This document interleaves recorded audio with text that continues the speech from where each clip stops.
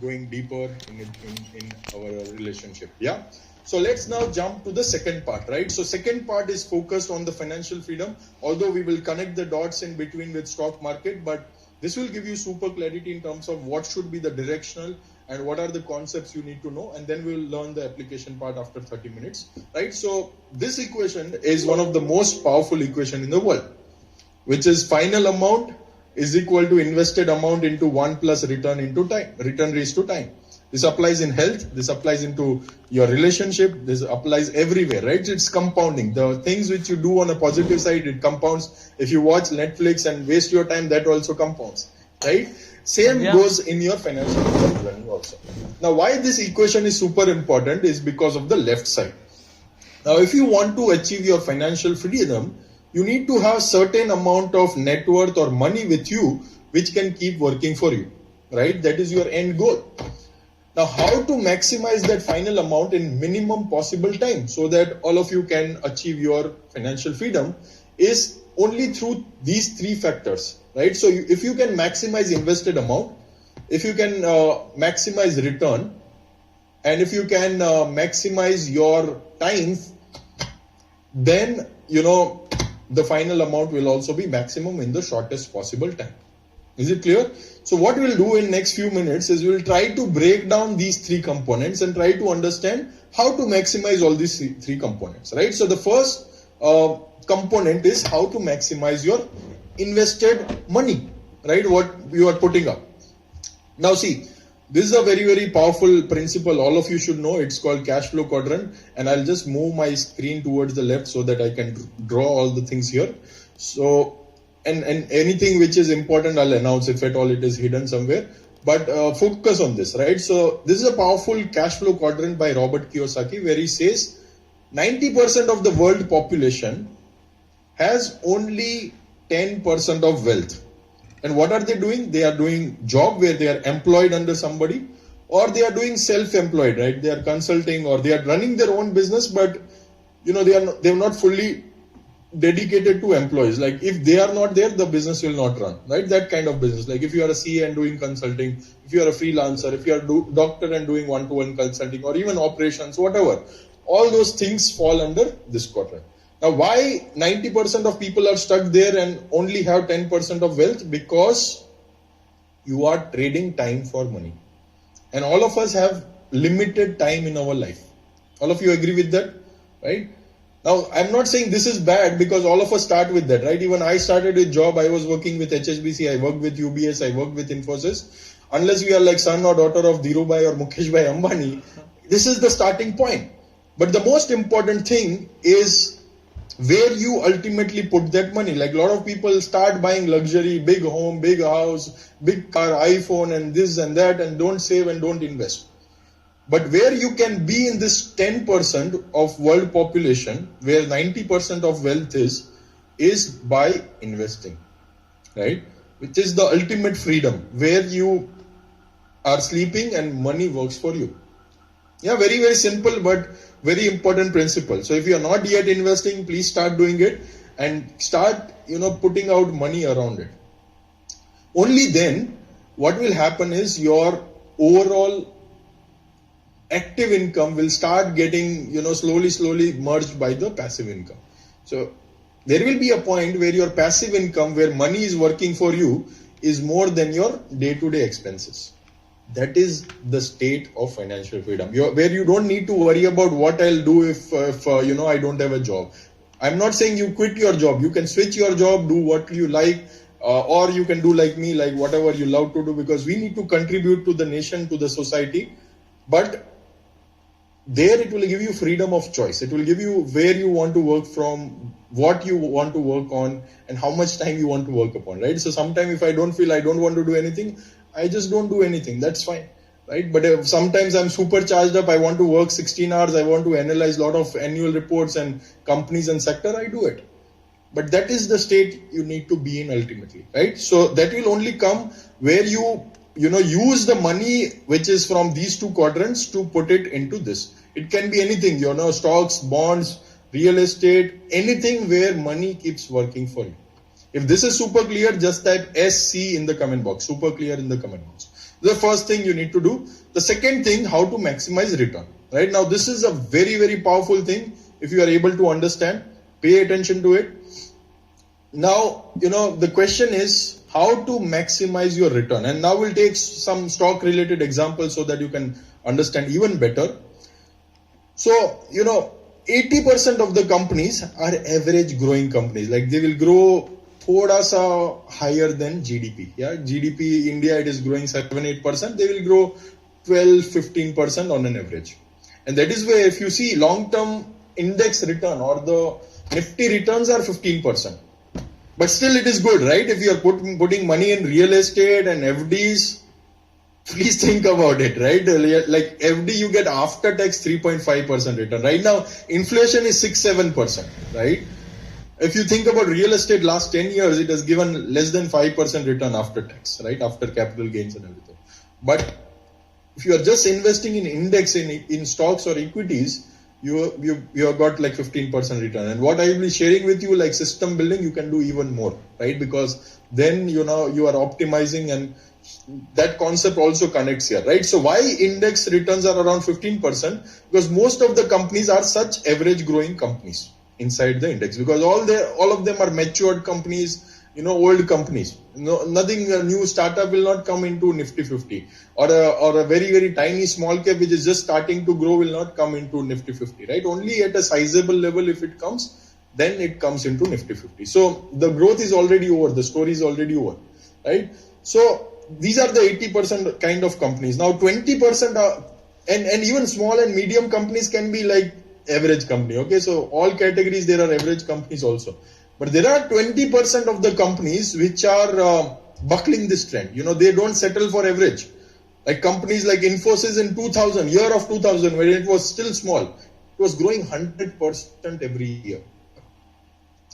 Initially, Eicher Motors, the bullet bike, Royal Enfield company, in early days, 2009, 10, 11, 12, it was growing 50 to 60% every single year.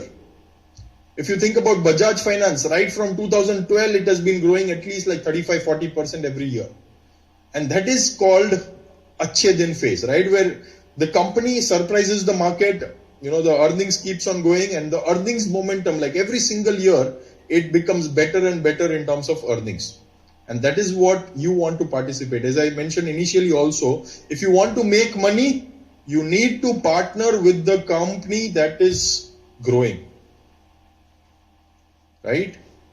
So you have to be partner in the companies which are undergoing this Achhe Din phase.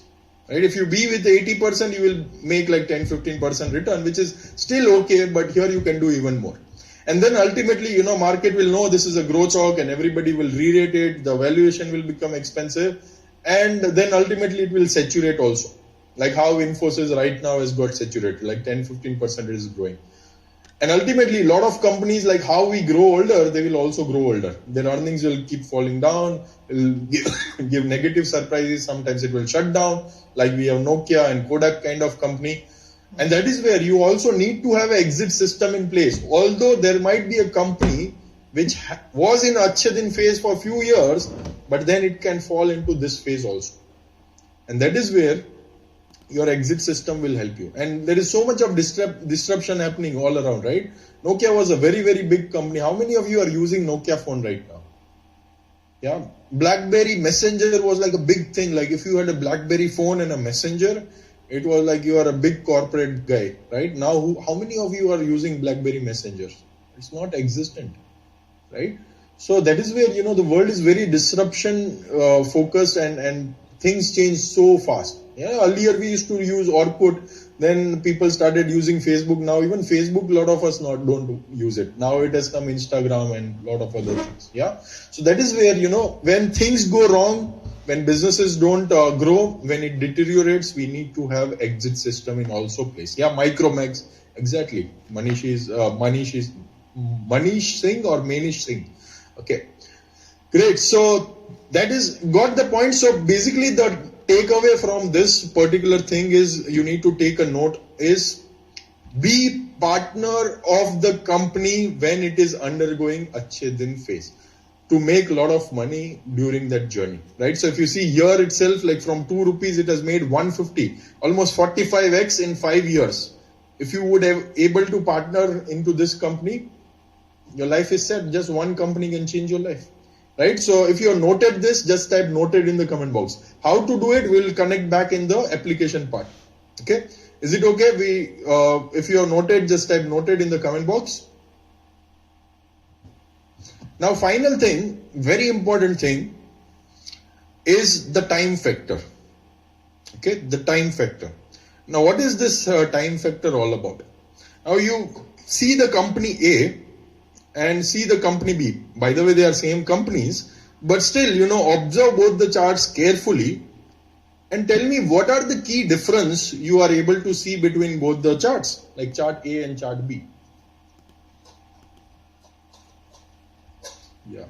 Vinod is asking whether it is live or not. Yeah, it is pretty much live, Vinod. Yeah, so we are pretty much live. I'm also announcing your name. Yeah, so just enjoy.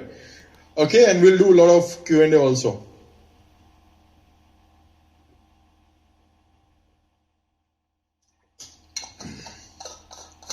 Yeah, Vignesh is saying CAGR difference. What else? Yeah, some of you are saying entry point. Yeah, Ria Jain is saying thank you for arranging this webinar. It's really mind-blowing. Thank you so much. And we are just warming up. It's going to be even more amazing. Just wait for the application part. You will get mind blown for sure. Right? So we are just warming up. We are still halfway through. Okay, remember that. Okay, so we have Sandeep Mehta saying entry time is wrong. Chepuri saying in B entry at the middle. Hari saying CAGR. Apurva Umesh is saying B has growth momentum. Sanjay is saying B is good. Snowy Dave is saying CAGR good for B. Meet is saying eye opener. Thank you so much, Meet. Kanix Jain is saying for 4 years, zero growth. Great point. Arib Khan is saying year of entry. Nag is saying versus 2013. The correct timing is different. Okay. Rahul is saying time period. Haim is saying entry at a steeper curve. B is in uptrend. Avinash is saying, okay. Kapil is saying stage 2 entry. Wow, Kapil, you must be reading Mark Minervini. Great. Awesome. Abdul is saying Rof. Vishaka is saying right entry in B. Great. So I think all of you have gone into the right direction. Some of you have said entry point, CAGR, consolidation in chart A. Some of you have said slightly late entry in the second one. So I think all of you are on track. So let me just recap it quickly so that we can understand the gist from this slide. And this is a very, very important gist. Okay. So a lot of time what happens is there are a lot of tips and ideas all around. People will say buy this, buy that. And a lot of people jump into any company without knowing what it is doing, what is the growth trigger, whether they are going to, grow in future or not. And, 1 year happens, stock price doesn't move. 2 year happens, stock price doesn't move. And then they feel that, okay, move to nahi ho raha hai, but see, people have told you need to be long-term investor, huh? So let's keep holding. Kabhi na kabhi to kuch na kuch kar hi degi company, hai na? So they will keep holding it. Sometimes if they are lucky, something will happen. But many times, nothing happens, right? Because as I said initially, if the company is not growing, your stock price will also not grow. Very, very simple, right? Sometimes it can be other way around also. So say for example, a company has announced that after 3 years, we are going to put up a plant. Say Tata Motors has said we are going to put up a plant after 3 years.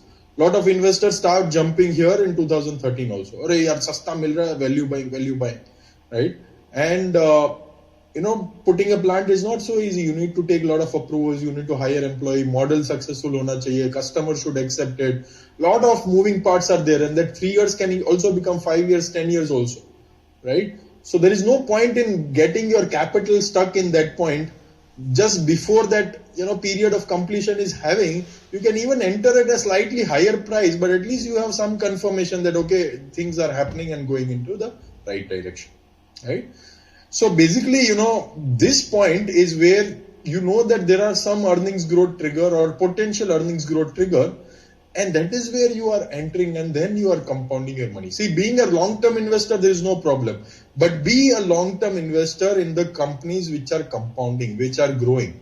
If you are getting stuck into a company which is not growing, which doesn't have any growth trigger, somebody has just told you as a tip, and you don't understand what it is doing, then the chances are your money will not compound, right? So how do you understand right time? So Sudeshna is very good question. So one, way, very powerful way is price volume action, which I'll be showing you today also.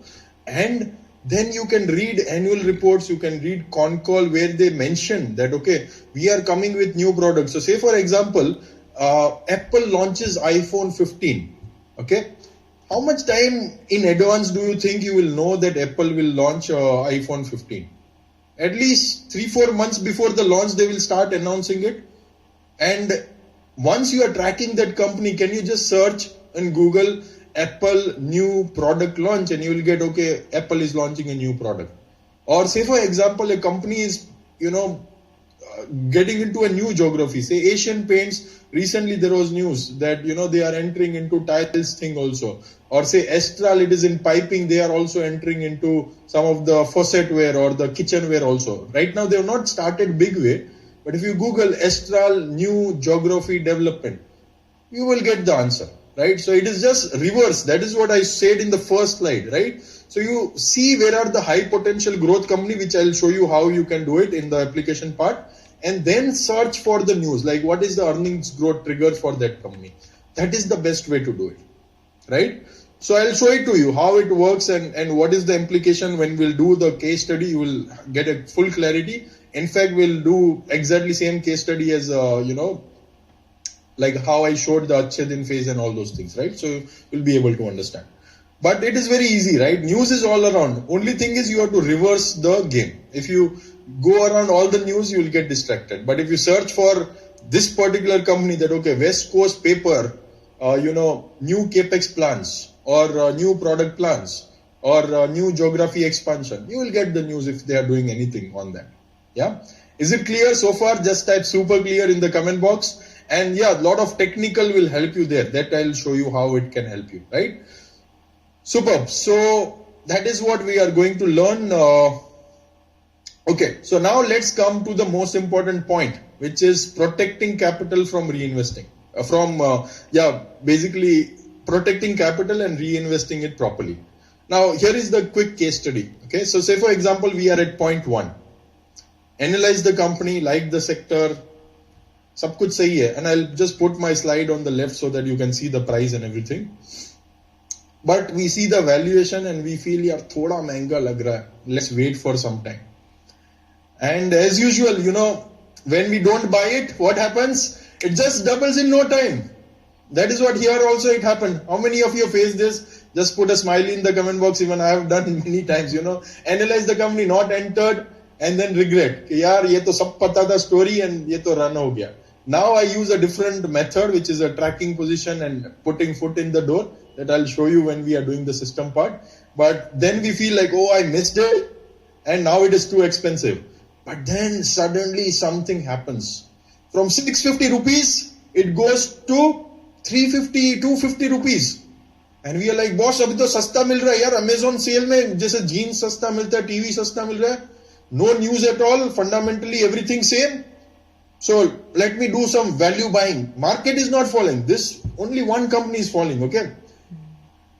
And we do value buying 2,000 shares ले लिया, right? And then it falls further, 65 rupees, 90% down from the top. Market is same, Nifty or Sensex is not falling. No news. So we are like, news तो है ही नहीं, तो अच्छा ही होगा, company same ही होगा, सस्ता मिल रहा है, 90% discount पे मिल रहा है. Let me buy more, right? Crazy deal. Let me load much more. Value buying 500 shares. Then it falls further.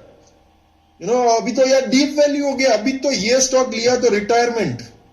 And 25 रुपए से जाके और कितना नीचे जाएगा यार, zero भी हो सकता है by the way, हाँ? So then we do like value buying 3,000 shares. And we feel अभी तो बस value investing कर दिया. Now life is set. But what happens?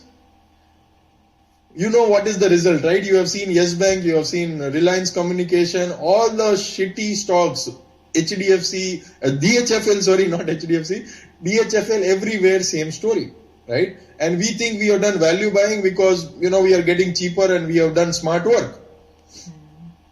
And I would say it's not our fault also, right? Because we don't understand what's happening. Fundamentally, there is no news. To aur kare to kya kare, right? But what has Charlie Munger, one of the greatest value investor, guru of Warren Buffett, has said, all I want to know is where I am going to die. So I'll never go there. And what we do as an investor, we just do opposite, thinking ourselves as a hero value investor, right? Now, it is not our fault, right? But there is something shifting. What is that something? The demand supply is shifting, right? Somebody is selling it continuously, only then it is falling down, right? News or no news, but somebody is selling it, that's why it is going down. Now, why so many people are selling it? Right? There could be some reason, right? Suddenly, one fine day, why only that company people are selling? Why not everything they are selling? Right? There should be something there. That is called price volume action, right? So the price and the volume, like fall in the price and the volume is signifying some change in demand supply. We don't know right now what is happening. And that is exactly what happened in this company which I showed you was DHFL. And when it started falling, I tweeted on 1st February 2019 that, is market sensing a default? Company बंद हो जाने वाला क्या? ऐसे कोई 90% थोड़ी गिरता है कुछ, right? And there was no action from rating agency, no fundamental news, AAA rated company, which means highest safety standard. इसमें तो कभी पैसा डूबेगा ही नहीं. And 1 year back it has got acquired by Piramal in 2022, right? So what does it say? That fundamental analysis is too slow in terms of identifying these kind of changes in supply and demand. And that is where we need to take resort of technical analysis which tracks these supply and demand changes. And you don't need to be a PhD in technical analysis or understanding price volume action. I'll show you how easily all of you will be able to spot, right? And this is what the price volume action does. It is like the sniffing dog which will tell us, there is some change in demand supply. It will tell us that something is wrong inside this bag, whether it is a bomb or a knife or a chemical, we don't know. But one thing we know for sure is, boss, kuch to gadbad hai. Right? And this is what exactly happened in DHFL. This is where the price volume action, can you see big fall in the price suddenly with a very, very big volume? What does it suggest? Everybody is like selling left, right, center. And the news came 5 months after. So if you are just following fundamental analysis, you could have bought here, you could have bought here, you could have bought here, you could have bought here, boss, sasta mil raha hai, koi news nahi hai. If we are buying here, we are fools, right? But this is what happens when we ignore some of the powerful tools like price volume action which are available under technical analysis, which is just simply change in supply and demand. Are you able to spot what is price volume action? Like if there is a big fall in the price, can you see the price volume is spiking so much? This was the average volume. This is so big a volume. What does it mean? Like everyone is selling it left, right, center. If this is super clear, just type super